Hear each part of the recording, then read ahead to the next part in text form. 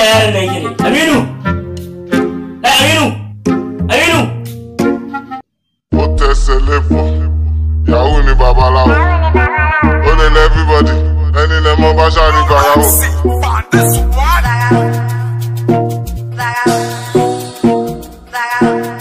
Mọ́ bá ṣáàrí gbàyàwó.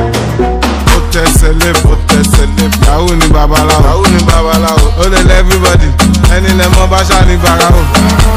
Ó fẹ́ ṣe kà fún mi, mi ò lógún mo ní kú. Wai yaron nan me yake yi ne? Ya rike ji kamar sautin waka a gidana. Kai, bari zan je in duba.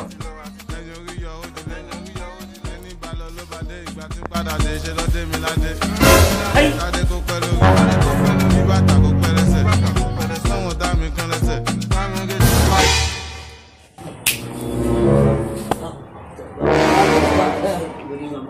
A cikin gida kake jin mun waka? Nan gida ƙarya ne?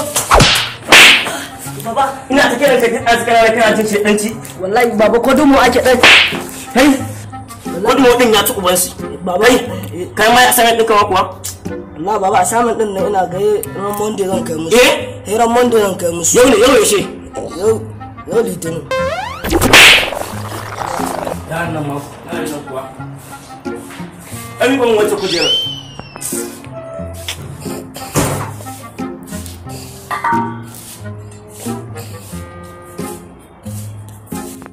Jami ta hannu.